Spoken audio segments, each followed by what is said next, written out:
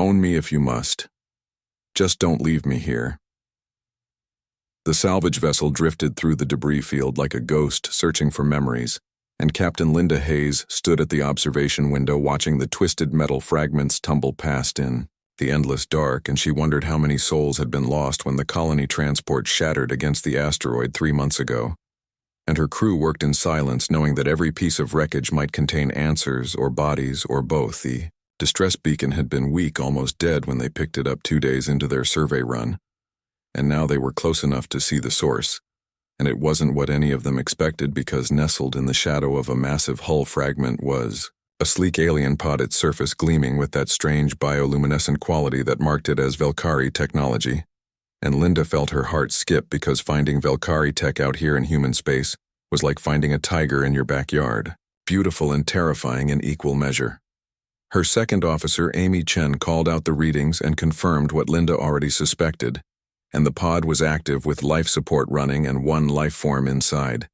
And that made everything complicated, because the Velkari didn't just leave their people behind, and they certainly didn't abandon their pods in human territory,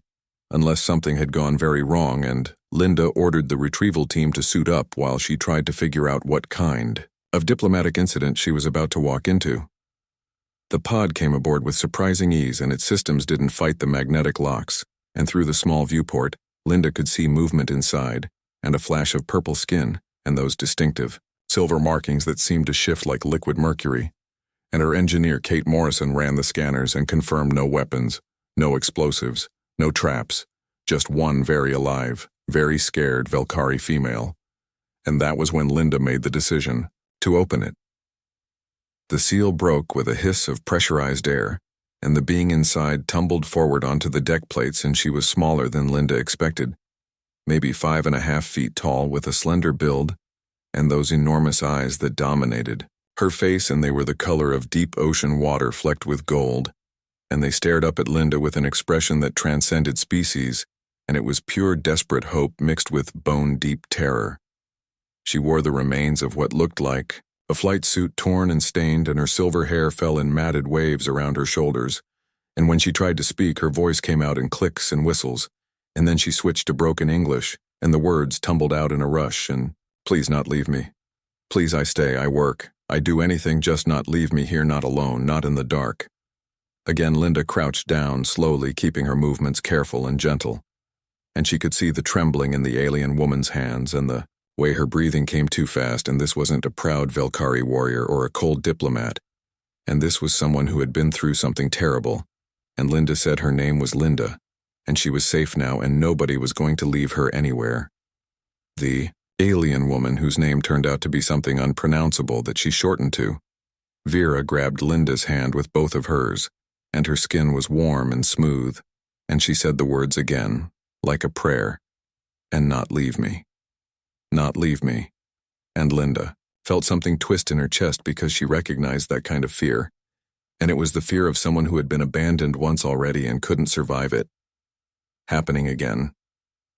Over the next few days, the story came out in pieces, because Vera would talk and then stop and then start again when the memories became too much, and she had been a junior navigator on a Velkari scout ship, and they had been surveying the same debris field looking for something valuable when pirates hit them. And not human pirates, but a mixed crew of outlaws who didn't care about species or treaties,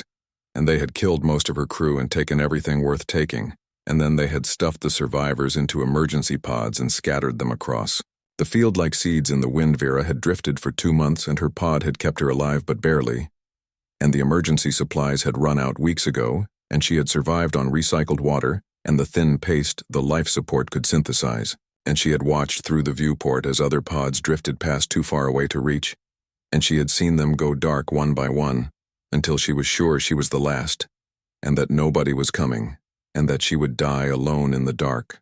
listening to the recyclers hum their mechanical lullaby. Linda listened and didn't interrupt, and her crew gathered around when Vera spoke, because there was something about her story that hit them all hard,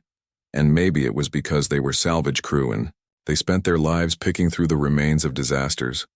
or maybe it was because Vera was so small and so scared, and so desperately grateful for every kind word and every warm meal, and for not being alone anymore. The problem was what to do with her because, technically, finding a Velkari citizen in human space required contacting the Velkari embassy and going through proper channels, and there would be paperwork and protocols, and eventually Vera would be sent home to her people. And that should have been fine, except Vera didn't want to go home. And when Linda mentioned contacting the embassy, the alien woman had a panic attack so severe that the ship's medic had to sedate her. When Vera woke up hours later, she apologized over and explained in halting English that she couldn't go back because the Velkari didn't tolerate failure, and her ship had been lost, and her crew was dead, and she had survived when others hadn't, and in Velkari culture, that made her either incredibly lucky or incredibly cursed, and either way she would be questioned and tested and judged and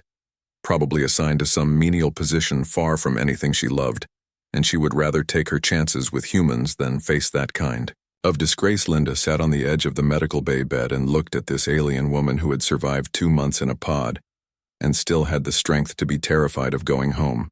And she thought about all the stupid regulations and proper procedures, and how none of them seemed to matter much when measured against one person's desperate need to not be thrown away. And Linda made a decision that would probably cost her license. She told Vera she could stay and work as part of the crew, and they would figure out the legal details later. And the Velkari woman stared at her like she had just offered her the universe. And then she started crying, and the tears were clear, like human tears. But they caught the light in strange ways, and she grabbed Linda's hands again and said, thank you, I work hard. I learn everything, I be useful, I promise." And Linda believed her.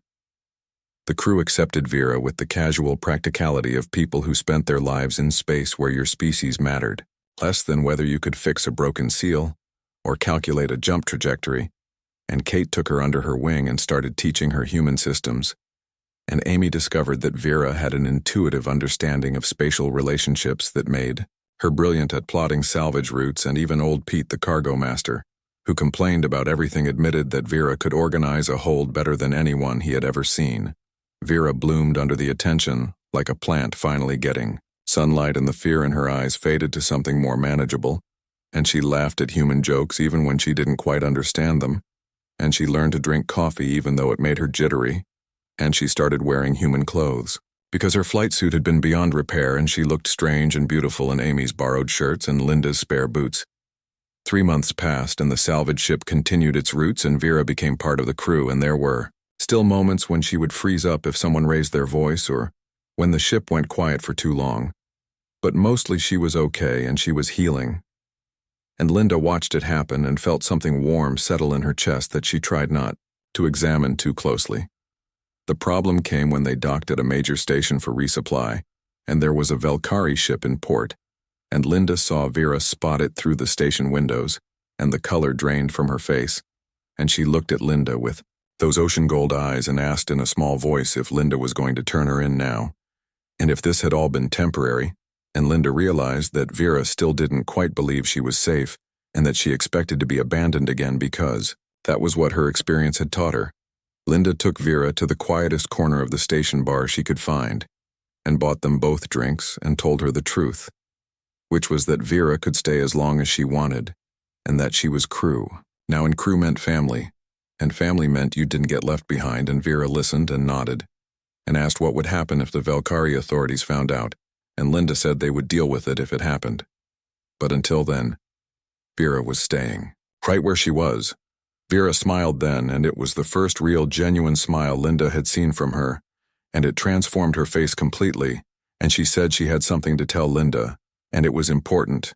and Velkari didn't do this lightly, and Linda felt her pulse quicken, and Vera said that in her culture when someone saved your life you belonged to them, and it wasn't slavery exactly, but it was a debt that went soul deep, and she belonged to Linda now, if Linda would have her, and she would serve and follow and stay for as long as Linda wanted. Linda felt her throat tighten, and she understood what Vera was really saying, which was that she had been alone and lost, and certain she would die.